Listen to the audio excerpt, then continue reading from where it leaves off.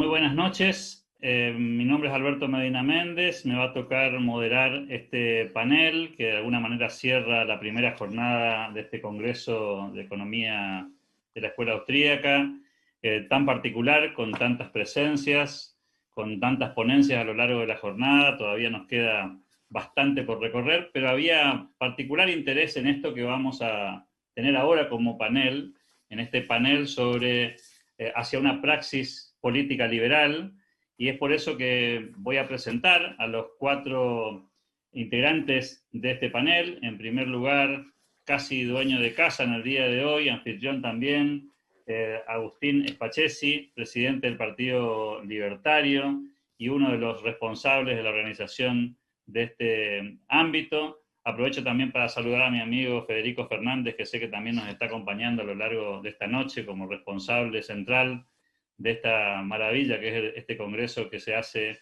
ahora todos los años, ¿no? Una vez en América Latina, en Argentina, y otra vez en Europa. Muy fuerte a Federico. En segundo lugar, en este panel lo quiero presentar a Gustavo Lázari, que cuando le pedí que me dijera cómo presentarlo, me dijo empresario, economista y amigo tuyo. Creo que la última parte no va, pero me parece que la más importante es que tiene este doble rol de ser economista y de vivir esta profesión desde la tarea cotidiana de empresario. La vamos a presentar también a Ingrid Jeter, otra integrante de este panel, licenciada en Ciencia Política, intendente de Riachuelo en 3 ocasiones, fue gerente regional de Vialidad Nacional, becada en 2 oportunidades por la Fundación Naumann y actualmente diputada nacional por Corrientes. Fue parte de la lista gracias a las PASO que se llevaron adelante en esta provincia de Corrientes. Y también integrando este panel, Ricardo López Murphy, muy conocido por cierto, economista, 2 veces candidato a presidente de la Nación, fue ministro de Defensa, fue ministro de Economía. Vamos a poder disfrutarlos a los 4 con esta temática que nos hemos planteado, y la dinámica va a ser muy ágil, así que le vamos a pedir a los 4 integrantes de este panel respuestas breves, así podemos tener el lujo y el placer de escucharlos varias veces a lo largo de esta noche. Y me gustaría empezar un poco con un tema que me parece interesante, tiene que ver con las reformas estructurales. Hace algunas semanas atrás, junto a varias fundaciones de las ideas de la libertad en la República Argentina, presentamos un documento que se llamaba 5 decisiones para poner a la Argentina de pie, y vamos a hablar un poco de algo de lo que se firmó en ese documento. Se trataba de las reformas estructurales relevantes, de cómo llevarlas adelante a esas reformas, y le vamos a dar por eso el primer uso de la palabra a Agustín Spachesi. ¿Cómo se llevan adelante reformas liberales en un país tan complicado como este? Y si los consensos sirven para esto, Agustín, te escuchamos. Los consensos, Alberto, son fundamentales a la hora de elaborar políticas públicas por diversos motivos. Primero, porque la profundidad de las medidas a llevar por delante necesitan un amplio aval político, pero también para darles continuidad en el tiempo. O sea, las medidas tomadas por una mayoría circunstancial en una Cámara determinada, al revertirse esa mayoría puede tornar que se reviertan las medidas tomadas. Para darles sustentabilidad en el tiempo es imprescindible lograr acuerdos y consensos, sobre todo en la sociedad, no solo entre los dirigentes políticos, muy importantes. Le damos la palabra ahora a Gustavo Lázari. ¿Cómo se hacen las reformas, Gustavo? Sobre todo las reformas importantes en un país tan resistente a hacer reformas. Mirá, a ver, yo creo que esa pregunta no la podemos contestar en abstracto, porque las reformas se hacen sobre tiempo y lugar en determinadas circunstancias, ¿no? Y no es lo mismo pensar una reforma de la economía argentina en los 90, a principios, a mediados o a fines, y tampoco es lo mismo pensarlo ahora.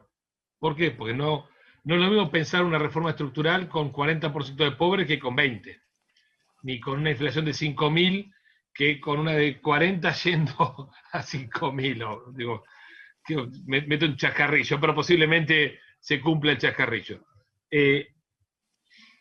Yo honestamente creo que en Argentina se viene un ciclo de reformas estructurales fuertes impuestos por la realidad.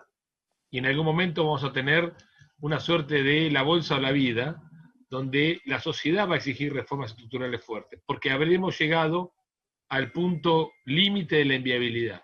Argentina agrega 10% de pobreza estructural cada década, cada 2 mundiales, además de volvernos en primera ronda, segunda, tercera, no sé cómo volvemos, nos clavamos 10% de pobres en forma estructural. Este 40% de la semana pasada es una pobreza sin inflación, con una inflación moderada al promedio argentino. Con lo cual, yo creo que si hay consensos mejor, pero si no hay consenso se va a tener que imponer igual la reforma. ¿Y cómo se pone, cómo se hacen? Para mí no hay ninguna otra forma que un shock fuerte, de manera que lo más pronto que tarde empiecen a dar resultados, porque lo único que consolida la reforma es el resultado. La experiencia internacional lo dice, la dolarización en Ecuador, la privatización eléctrica en la Argentina, son cosas que están por el resultado, si no se las hubiéramos sacado. Y lamentablemente no tenemos tiempo. Entonces, yo creo que la palabra shock es indiscutible, no hay otro camino. Licenciada Ingrid Jeter, escuchamos su visión sobre este tema. Como no, coincido con las opiniones que me precedieron, pero yo creo que también es muy importante para llevar adelante una reforma estructural en cualquier país, y en la Argentina también, un liderazgo. Yo había escuchado en una cumbre que se hizo hace poco, Cumbre de Líderes por la Democracia y la Libertad, un senador italiano, y me gustó mucho la definición, dijo, necesitamos los liberales más líderes sofisticados y populares. Él puso como ejemplo a Helmut Kohl, pero yo le pondría como ejemplo a Margaret Thatcher, digamos. O sea, una persona que tenga visión, que sepa lo que hay que hacer, pero que además interprete al pueblo y que la gente se convenza con su mensaje. Para mí es muy importante el líder que lleve a cabo esas reformas, sinceramente, y creo que también un elemento muy importante en el equipo, el líder y el equipo que lo ayuda, tiene que ser el coraje, porque esta política de shock que habla Gustavo, por supuesto que coincido, pero para eso tiene que haber mucho coraje, porque las reformas estructurales que necesita la Argentina, creo que van a molestar mucho a un sector, a los gremialistas, a los privilegiados, pero cuando uno trabaja por el bien común, digamos, tiene que tener una mística y una capacidad de poder transmitir que el esfuerzo vale la pena porque nos da resultados no tan inmediatos, pero a corto y mediano plazo. Entonces, para mí, además del consenso, además de que la sociedad lo va a demandar, necesita un liderazgo, repito esa palabra que me gustaron, sofisticado y popular al mismo tiempo.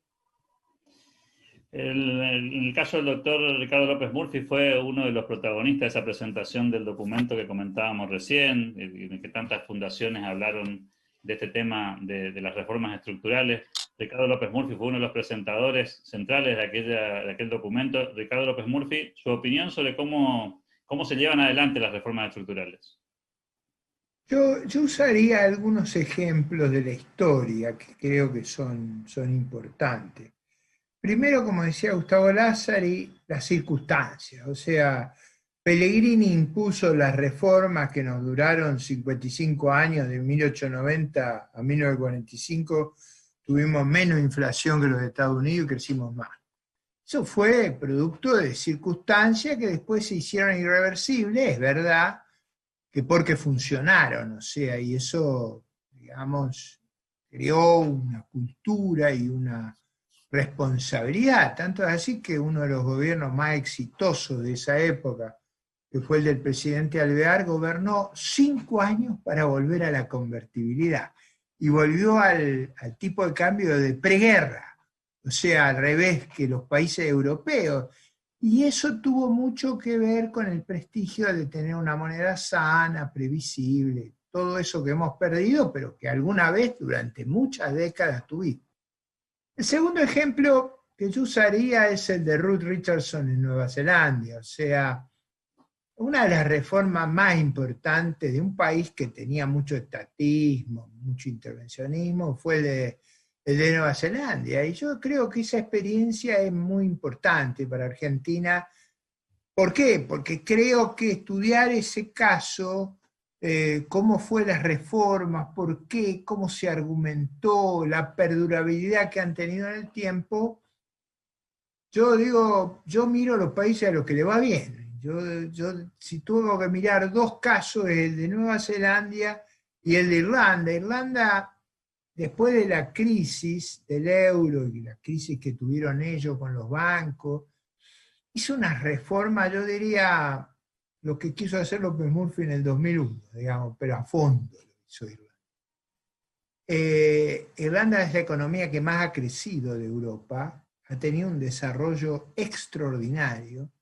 Yo diría que es un caso interesante para observar sobre las reformas. Yo creo que ellos lo que no hicieron fue ir a ese procedimiento de cada vez un poquito, sino hicieron un planteo integral como el que creo que no tenemos, yo coincido con Lázari, no vamos a tener más remedio que hacer, nos guste o no nos guste, haya dirigentes liberales o no los haya, acá va a haber reformas y reformas que van a tener que ir hacia una economía de mercado, hacia una economía de incentivos, hacia una economía más abierta, hacia una economía que vuelve a premiar la acumulación, el aumento de productividad. Eso yo lo veo casi inexorable o un camino de destrucción muy profundo. Y tercer ejemplo, que tiene mucho que ver con lo que presentamos esos días, hace unos días atrás, es la idea del gobierno digital. Yo creo que la clave de la reforma es la transparencia. Un gobierno digital que la gente supiera lo que pasa en el gobierno, lo que ganan los funcionarios, lo que hacen nepotismo, que hubiera transparencia total. En inglés sería full disclosure. Eso sería extraordinario para nuestra sociedad, que tengan que mostrar, y eso hecho a los 3 niveles de gobierno sería un factor para impulsar la reforma enorme. Y creo yo que con Federico Fernández lo hablábamos la otra vez, estudiar la experiencia de Europa Oriental va a ser un insumo decisivo para los argentinos, porque ellos eran más estatistas que nosotros y ninguno de ellos quiere volver a eso.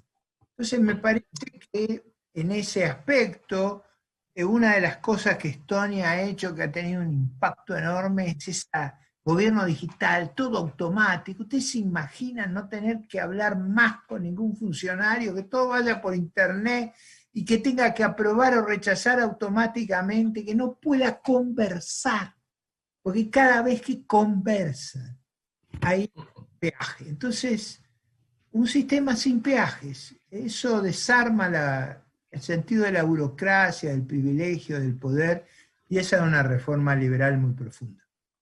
A los liberales siempre se nos acusa de que tenemos muy claro lo que hay que hacer, pero algunos tienen, inclusive los que adhieren, algunas reservas respecto a cómo sería ese proceso y cómo sería ese trance. Lázari decía recién que había que poner las reformas de entrada y tratar de que los resultados lleguen rápido. Ahora la segunda pregunta para el panel, y empiezo nuevamente por Agustín Pachesi, tiene que ver con cómo se gestiona la transición.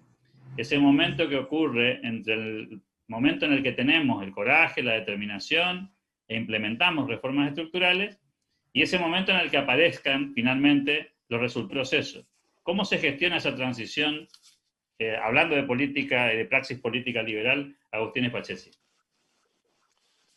A ver, primero me animo a decirte cómo llegamos a la conducción del Estado como para poder tomar esas medidas, y creo que tienen que ser en base a un diagnóstico certero y honesto. O sea, si tenemos el apoyo de la gente, la voluntad popular nos acompaña para tomar las medidas que nosotros decimos que vamos a tomar, vamos a tener otra fortaleza a la hora de poder sostener estas medidas en el tiempo. Como bien decía Lacha, Ricardo, los resultados no van a tardar en venir, así que vamos a tener el soporte político suficiente. También, como muy bien decía la diputada nacional, va a haber que arriesgar. Alguien va a tener que venir a hacer las cosas que hay que hacer en Argentina, y esa transición va a ser dura, pero si uno dice lo que va a hacer para después hacerlo, uno viene con la suficiente fortaleza política para poderlo poner en práctica. Tu turno, Gustavo Lázari. Mira, yo no sé si no sé si lo que voy a decir corresponde a un congreso. Felicitaciones, Fede, y placer estar luego en tus intensas invitaciones. Es un mensaje secreto con Fede. No, no sé si corresponde a la rigurosidad de un congreso. Y no sé si lo que te voy a decir no es el resultado de un deseo, de una plegaria. Pero la verdad, es que yo no tengo la menor duda que los resultados se empiezan a ver rápidamente. Si el cambio es disruptivo, si vamos a bajar los impuestos de un punto, no, olvídate, no se ve nunca y no genera ningún tipo de expectativa y no lo vamos a creer y antes que nos despertemos lo van a subir de vuelta, punto. Pero si el cambio es disruptivo, y cambio disruptivo significa que alguien tacha en forma definitiva las barbaridades que empobrecieron a la Argentina, que tienen nombre y apellido. Ingresos brutos, el nombre ingreso, el apellido bruto, obvio. Todo ese tipo de controles, no quiero usar todo el tiempo que no me corresponde, pero si logramos tachar todo eso rápido, la respuesta es rápida. Y yo honestamente creo que Argentina tiene un sector privado en punta, deseoso de salir a contratar, a invertir, a poner, la plata está, cuando el proyecto es bueno la plata aparece, eso es lo de menos. La pregunta de dónde vienen los dólares es una pregunta de perdedor, eso es cuando buscamos un refuerzo para Chicago y sabemos que no va a venir por voluntad, entonces tenemos que buscar la guita para traerlo, pero al Barcelona van todos, entonces con todo respeto a mi querido club, no, la plata aparece sola, eso es el último problema. El problema es que tengamos los resortes para que la gente nada más se pueda apropiar del fruto de su esfuerzo.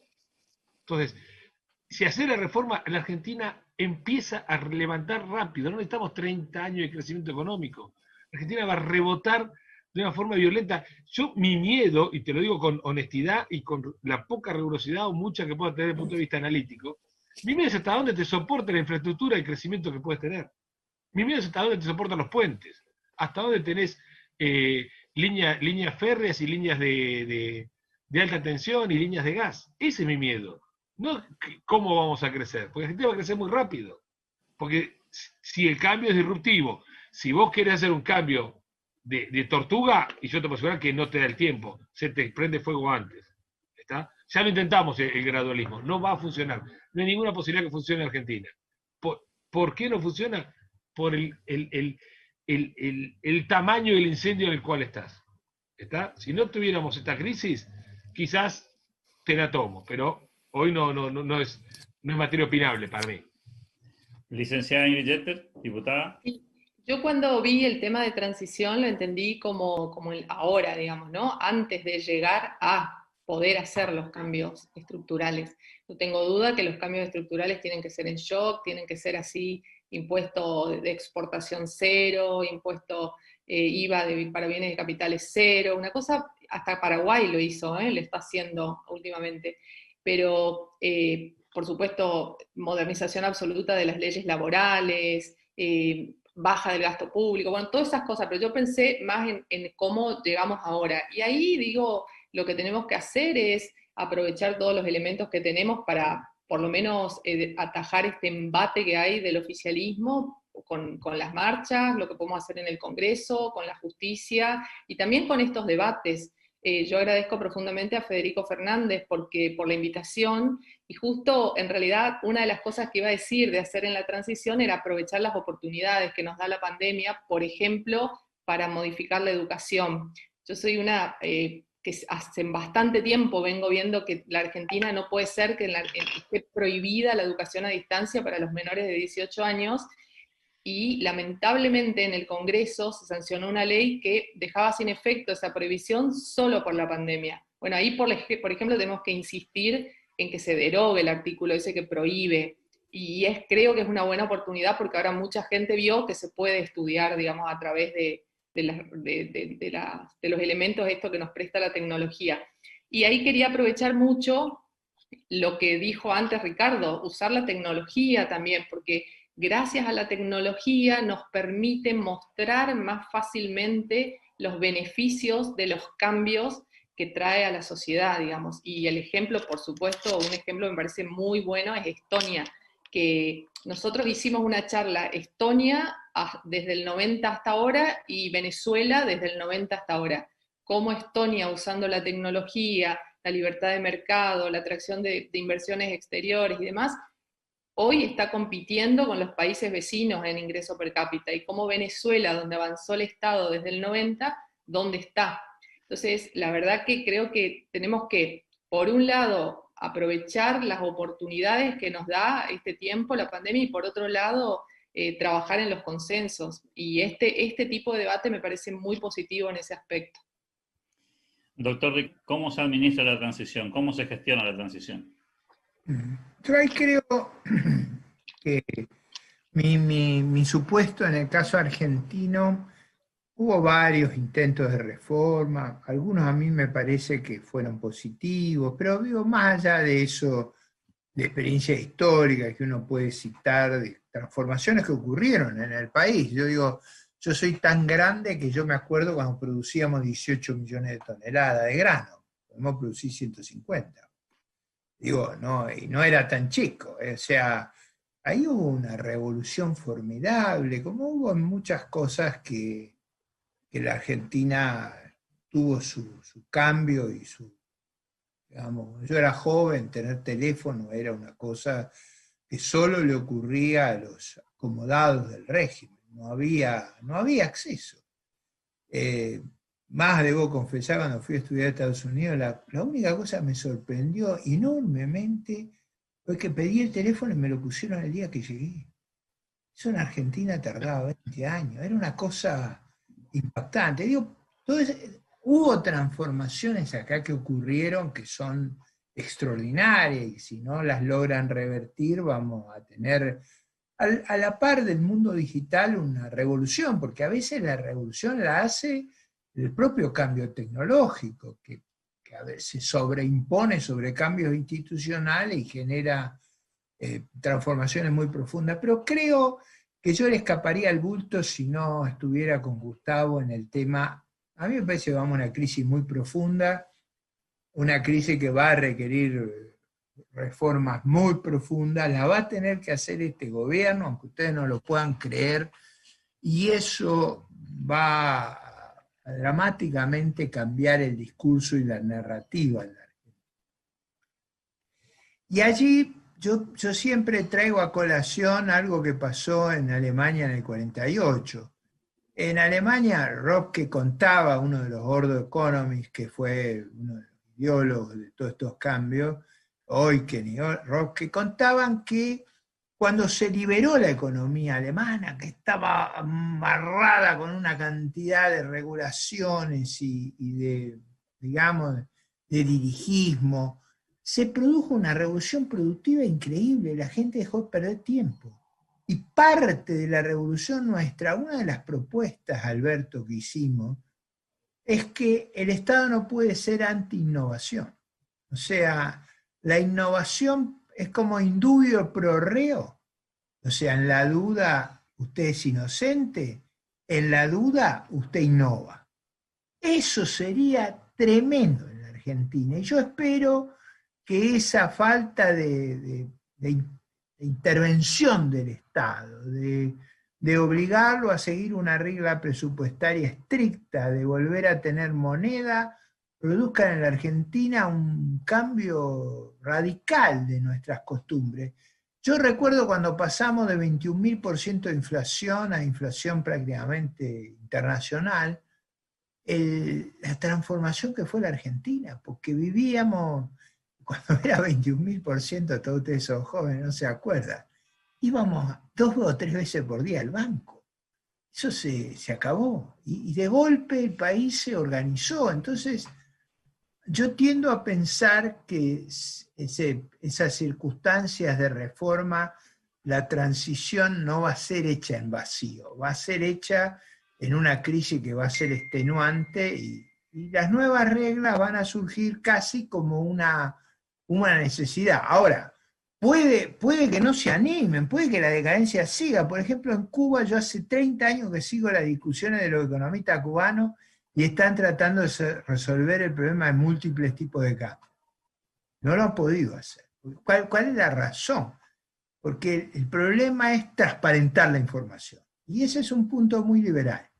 El día que uno transparenta la información, ¿para qué son las reformas económicas? Para que la información sea transparente, para que los precios sean verdaderos, para que no haya subsidio oculto, no haya privilegios, no haya entenados y no haya acomodados. Ese es el programa y yo creo que vamos no por convicción, sino por default a esa alternativa. Dicen que una de las claves de las reformas chilenas, hace ya varias décadas, fue que aquellos gobiernos dejaron de alguna manera encadenadas las reformas que habían hecho para que no sea tan fácil desarmarlas. Bueno, en Argentina esa parte le copiamos a los chilenos. Las cosas las dejaron tan complicadas y tan atadas que hacer reformas en este país parece muy complicado y por eso, con esto quiero introducir un tema de esos que dejaron encadenados, que tienen que ver con los programas sociales, con los planes sociales, como se le dicen en Argentina. Y la pregunta que siempre se le hace a los liberales es, bueno, en la hipótesis de que esta fuerza política sea capaz de gobernar, ¿cómo manejaría un tema tan complicado como los planes sociales en un país que tiene millones de personas que dependen de este cheque mensual que le llega a un montón de habitantes de esta república? Agustín Spachesi, ¿cómo desarmamos ese entramado? ¿Cómo solucionamos el problema de los planes sociales? Tremenda bomba de relojería para desarmar, porque la verdad que son décadas y décadas de gente que se ha acostumbrado a vivir sin trabajar. Lamentablemente creo que va a tener que ser un cambio muy rápido, muy profundo, muy rápido, en el sentido de que la gente tiene que tener claro que para vivir hay que trabajar, vivirás del sudor. Y entendemos la situación del infortunio. O sea, la persona que por una enfermedad, por una discapacidad, todos sabemos que estamos dispuestos a tenderles una mano. Pero no puede ser que haya generaciones de argentinos que se hayan acostumbrado a vivir de la dádiva del Estado, del puntero, generando una cadena muy perversa de favores debidos o no, porque muchas veces pueden ser automáticas y demás, pero todos sabemos que las personas no estamos en el mundo para vivir así. O sea, el trabajo no es solo la forma en la que las personas nos ganamos nuestro alimento, nuestra vestimenta, el sustento de nuestra familia. El trabajo es lo que nos permite ser más creativos, brindar lo mejor de nosotros mismos, sentirnos productivos, hacia hasta nuestro propio amor propio, ¿no? Entonces, en función de eso, creo que rápidamente vamos a tener que abandonar el sistema de planes sociales, tratar de buscar algún sistema de integración durante un tiempo limitado con el sector privado para poder introducir a esas personas en el mundo laboral. Vamos a tener que arbitrar algunos sistemas de capacitación y demás, porque te repito, hay gente que viene de 20, 30 años que no ha visto a sus padres trabajar. Y eso va a ser un cambio muy profundo que vamos a tener que revisar. Gustavo Lázari, ¿por dónde se desarma la madeja? Mirá, la gente reacciona a incentivos. Si la ventanilla de dar es más grande que la ventanilla de la oportunidad, yo también me pongo la ventanilla de dar. Entonces, tenemos que cambiar las ventanillas. Y tenemos una fuerza poderosísima. Argentina tiene, según un informe de 800.000, según otros 600.000, ponele 600.000 pymes. Si cada una contrata una persona por año en un periodo presidencial o un mundial, como quieras medirlo, son 6 por 4, 2,4 millones de personas en un periodo presidencial. 5 millones en 2 mundiales. Entonces, tenemos que hacer que las pymes busquen la gente. Tenemos que hacer una desregulación foja cero para que 2 pibes desocupados se pongan un boliche sin pedirle permiso a un intendente. Hay que abolir el concepto de habilitación. Ningún varón feudal me puede habilitar a hacer algo que me reconoce la Constitución y que tengo de antes la Constitución. Entonces, Alberti decía, el que pide permiso niega su libertad. ¿Está claro? Entonces, no tenemos que pedirle permiso al funcionario. Y tenemos que nosotros del sector privado decirle, señor, no sé a qué vengo acá. Que es como dice Ricardo, no vengo a charlar con vos. Aprobame este papel y paso, y lo voy a hacer. Eso se va a dar de prepo. O lo hacemos informalmente, no hay problema, ponemos mesitas en la calle y vendemos, no hay ningún inconveniente. Hagámoslo ordenadamente, hagamos que las pymes resuciten, hay que desendeudar a las pymes, hay que bajar 160 impuestos de un plumazo. Estamos en un momento alucinantemente posible. El gobierno nos pide que no veamos a nuestros padres, nos obliga a no abrazar hijos. ¿Me vas a decir que no vamos a poder bajar impuestos? Si la sociedad toleró semejante atropello, ¿no va a tolerar que de un decretazo reventemos ingresos brutos y todas las porquerías municipales que andan dando vueltas? Entonces, hay que hacerlo. O por la buena o por la mala, la política elige, no hay ningún problema. Si hacemos eso, no nos va a alcanzar la gente para laburar y la gente va a ir a trabajar. Porque si hacemos a par y paso con eso una reforma laboral para los que no tienen trabajo, los que ya están, déjalo. Perón, Evita, me tatúo Mayra Mendoza, no hay ningún inconveniente. Lo dejamos tal como está. Los que no tienen un esquema norteamericano, 15% de impuestos sobre salario, 1 para los sindicatos, si no joden los sindicatos, y a trabajar. 0 indemnización por despido. No nos va a alcanzar la gente, porque los precios lo van a decir, el plan social va a ser 20 lucas y los pibes van a tener, la gente que consigue laburo en estas condiciones, el bruto igual al neto, algo inédito en la historia económica argentina. Para un obrero le decís que el bruto es igual al neto, que la que generó se la lleva toda y no tiene 75% de impuestos sobre salarios, se te van a llenar la fábrica de gente porque la gente reacciona a incentivos. Buena parte, yo te diría casi la totalidad de la gente que hoy cobra un plan, quiere laburar y le da vergüenza ir al plan. Hay muchos que van a la marcha y salen por televisión, son los cabezas de termo, eso va a estar en cualquier modelo del mundo. En Dinamarca debe haber cabeza de termo. Eso no lo puedes evitar. Pero acordate, no nos va a alcanzar la gente para laburar. Ahora, si no hacemos cambio disruptivo, no convences a nadie que trabajando por 0 es más negocio que un plan. No es negocio, es una locura eso, no hay ninguna posibilidad. Diputada Ingrid Jeter. Y yo coincido totalmente con Gustavo. En realidad, bueno, él capaz que no se acuerda, pero yo era bastante joven, en Sí, mi primer mandato creo que tenía 26 años, y me recomendó una vez en una reunión de la Naumann, el secreto para triunfar como intendente era no aumentar el gasto corriente. Y bueno, respeté eso y nunca perdimos una elección hasta ahora. Así que lo que quiero decir con respecto a los planes, coincido, la gente quiere trabajar.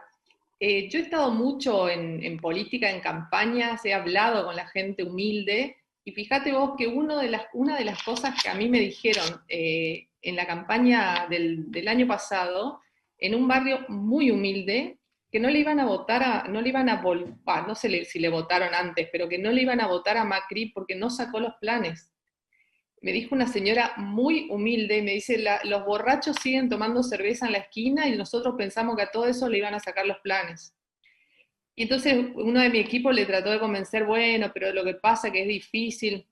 Y entonces ahí la señora le dice, ¿cómo va a ser difícil si es el presidente?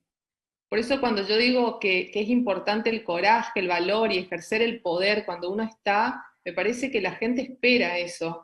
Y coincido que, por supuesto, hay que reformar las leyes laborales y que también todos los intendentes, los gobernadores, todos tienen que entender esto, de bajando los impuestos, bajando las regulaciones y demás, se genera trabajo. Pero yo confío plenamente. Lo único que por ahí me despierta ciertas dudas, pero creo que también se puede generar por iniciativa privada, es la capacitación y la formación de nuestra gente actualmente. Porque, bueno, fueron muchos años de que muchas empresas prefirieron incorporar tecnología antes que incorporar gente, porque incorporar gente es todo un problema, digamos. Entonces, a veces requieren personas con más formación. Pero bueno, eso hay que ver, ahí presente, capacitando, generando una buena educación, pero yo no le tendría miedo a sacar los planes, no los tenemos tampoco hace tanto tiempo.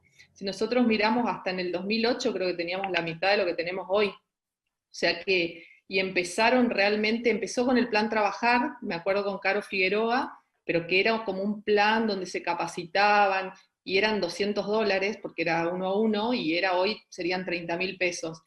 Y prestaban un trabajo, digamos, hacían una contrapartida. Después, donde explotaron los planes fue después del 2001, y nunca más se sacaron. Y lo más importante, y creo que la gente lo entiende perfectamente, es que no solucionó el tema de pobreza. Es decir, aumentamos, hoy son, si no me equivoco, 21 millones de cheques que se distribuyen sin tener en cuenta los ATP y los IFE, pero eso llegó a los 33 millones de cheques que distribuye el Estado. Imagínense, creo que son 27 millones de personas, mucho más que la mitad de la población recibe cheque del Estado, ahí están incluidos los jubilados, los pensionados por invalidez, pero eso no, ese incremento de planes va de la mano del incremento de la pobreza, es decir, está probado para cualquiera con sentido común que no solucionó nada. Y coincido en que la gente va a ir a trabajar si le conviene. Lo más importante es volver a la idea de que el esfuerzo y el trabajo valen la pena, que hoy en la Argentina lamentablemente no es así. Doctor Ricardo López Murphy, lo escuchamos en este tema tan complicado que tiene que ver con los planes sociales. Sí, yo alguna vez sugerí que, un poco en la línea de Gustavo, que además de hacer las reformas laborales en términos de dónde se negocia, en lugar de negociar en convenciones colectivas a nivel de la empresa, de cambiar el contrato de trabajo para los nuevos empleados de manera que no haya, que haya un fondo de desempleo y no de indemnización por despido, y con la idea del plan social puede ser un formidable incentivo a ir a trabajar, o sea, se lo mantenemos mientras usted consiga trabajo. Y usted va a una pyme, trabaja, le pagamos, y la pyme le da algún refuerzo adicional. Si usted pierde el trabajo en la pyme, pierde el plan social. Eso ordenaría el mecanismo de una manera extraordinaria. Generaría inicialmente un incentivo enorme para que las pymes contraten, porque ahí viene el punto de Ingrid que yo creo que es muy importante. Es un drama hoy a nivel mundial, que es el reentrenamiento de la gente. Ahora, yo no vi a nadie que reentrene mejor que al que lo hace en la empresa, trabajando. Esa es la forma de aprender. Yo lo que aprendí trabajando fue formidable. Y trabajé de muchas cosas cuando era joven. Así que ese mecanismo de aprendizaje en el trabajo es muy vital, porque eso va generando rutinas, orden, preguntas, uno se va adaptando, y eso yo creo que es muy importante, sobre todo porque va a permitir a mucha gente reinsertarse en el mundo laboral. En la época del presidente Macri, yo había sugerido al comienzo que se le pusiera condicionalidades severas a los planes. Primero que se los auditara, a ver quién los tenía, por qué los tenía, de dónde venía. Segundo, que hubiera una condición que fuera, si usted tiene un plan, tiene que terminar la secundaria. Y después hacer el arte de oficio. Y si no, tiene que ir a trabajar. Y si usted no cumple ninguno de estos requisitos, se acabó el plan. Yo creo que la idea esa que daba el presidente Macri, que le daba más planes, muchos más de lo que había dado el gobierno anterior, a mí les quiero confesar, Ingrid, me ponía extremadamente nervioso. Porque yo decía, esto, como le dijo esa mujer que usted conversaba en ese barrio de emergencia, para eso no se lo votó. No se lo votó para armar una legión de gente que vivía de subsidio. Y creo que esa ruptura del mandato fue muy decisiva para no poder hacer las transformaciones que había que hacer. Si algo se esperaba es que en ese área hicieran digamos, una limpieza. Eso, cuando hay, digamos, hay subsidios por incapacidad, que está todo un pueblo subsidiado. Alberto, eso no puede ser. Argentina tiene más subsidio por incapacidad que en Vietnam, no puede ser. Puede ser. Entonces, yo creo que esa necesidad de responder al mandato electoral, de hacer lo que hay que hacer. Yo alguna vez lo dije con mucha claridad, uno de los grandes liberales argentinos, probablemente uno de los más destacados, muy poco leído, pero muy destacado, además de frases que eran títulos, o sea, ustedes vieron que en el periodismo es muy importante que las frases sean títulos. Leandro Alem decía, en política no se hace lo que uno quiere o lo que uno puede, se hace lo que se debe. Y ese mandato histórico es una cosa muy importante. Por supuesto que él tenía otra que era muy buena. Cuando Pellegrini hace la reforma que yo ponderé en una intervención anterior, Leandro Lealén le censura que haya bancos estatales. Y dice, los bancos estatales, Pellegrini, usted lo quiere para darle préstamo a los amigos. ¿Usted se da cuenta de la tergiversación histórica que hubo posteriormente? Hay quien se ha llenado la boca con Alem e incumplieron todas sus máximas y todas sus enseñanzas. Muchas gracias. Vamos entrando en el último tramo de este panel. Les voy a compartir algunas preguntas que aparecen aquí a partir de las respuestas que ustedes han brindado. La primera de ellas, si hacemos una ronda respecto a este tema, es si dentro de las reformas estructurales que hay que llevar adelante, también contemplan una reforma electoral que sea más transparente que la actual. Agustín Spachesi. Por supuesto, una gran parte del problema que tenemos es el sistema electoral.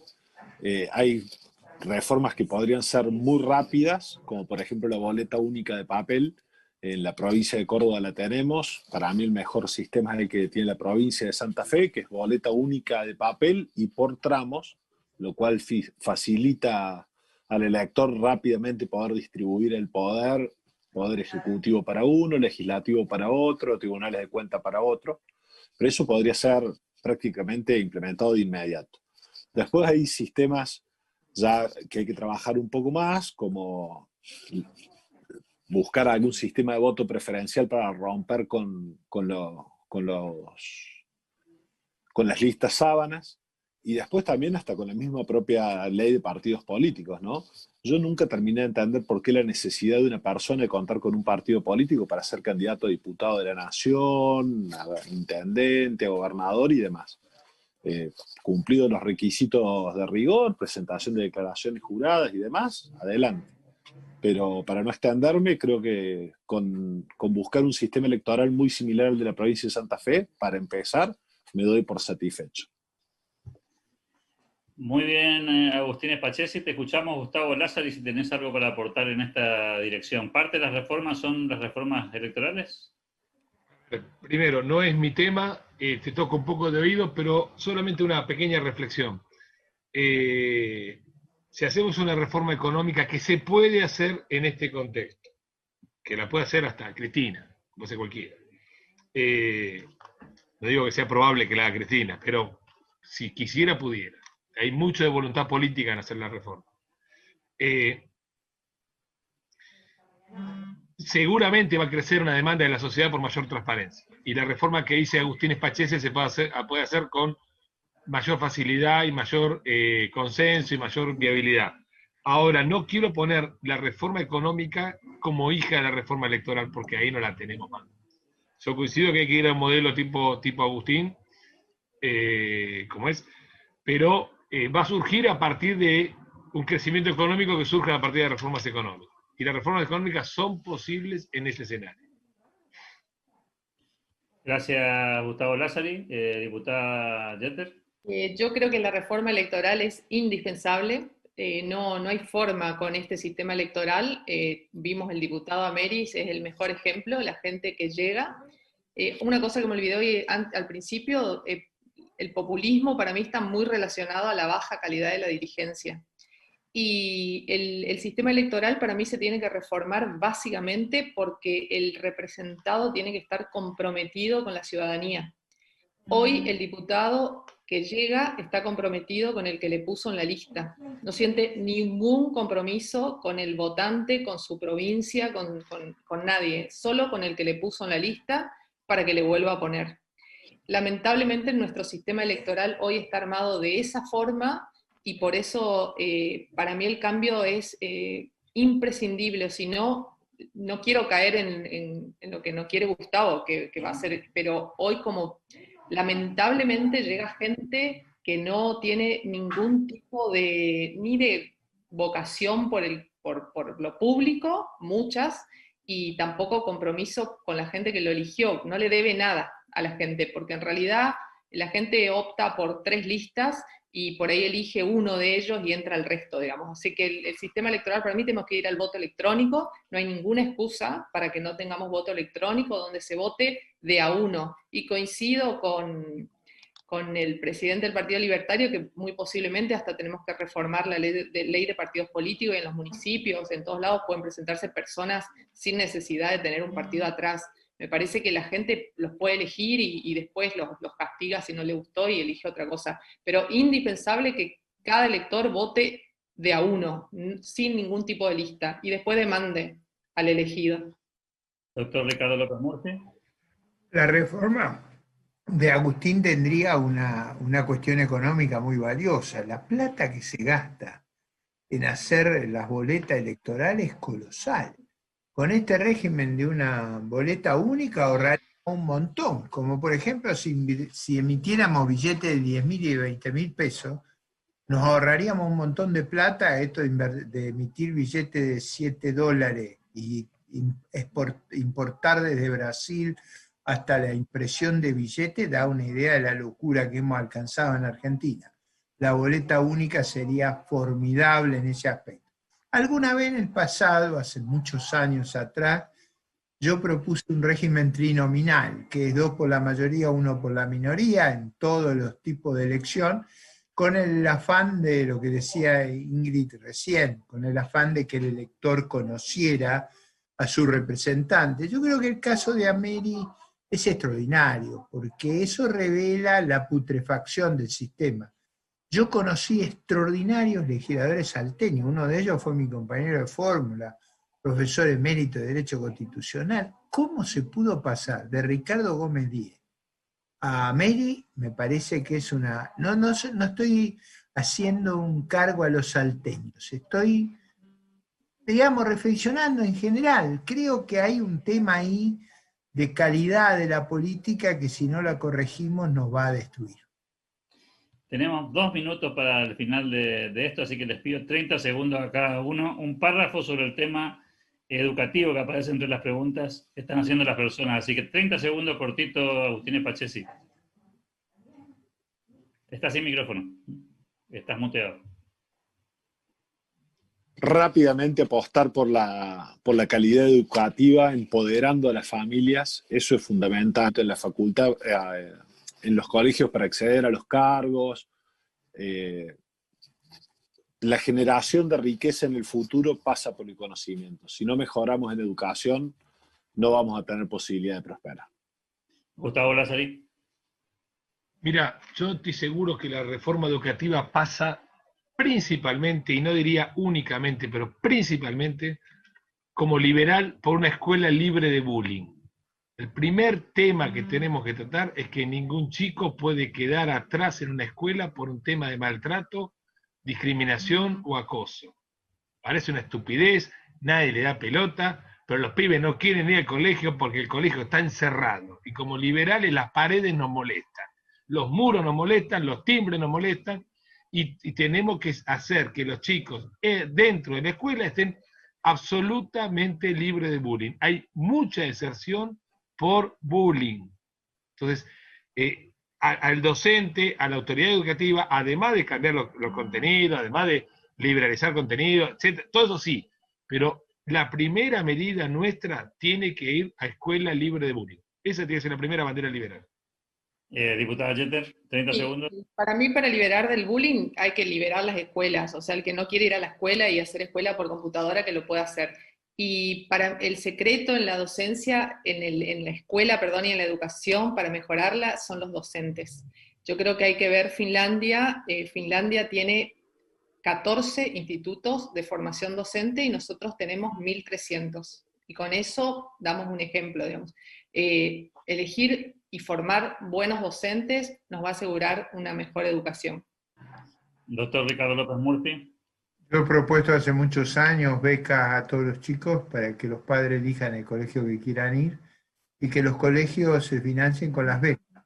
El que no tiene ningún becado no funciona el colegio. Es un mecanismo que utiliza inteligentemente los incentivos y que va a producir una selección muy favorable de la calidad del sistema educativo. Gracias a todos ustedes, Agustín Pachesi, Gustavo Lázari, diputada Ingrid Jeter, el doctor Ricardo López Murphy, gracias por acompañarnos en este panel y mañana los esperamos porque este congreso continúa. Un saludo gigante para todos y que tengan muy buenas noches. Buenas noches.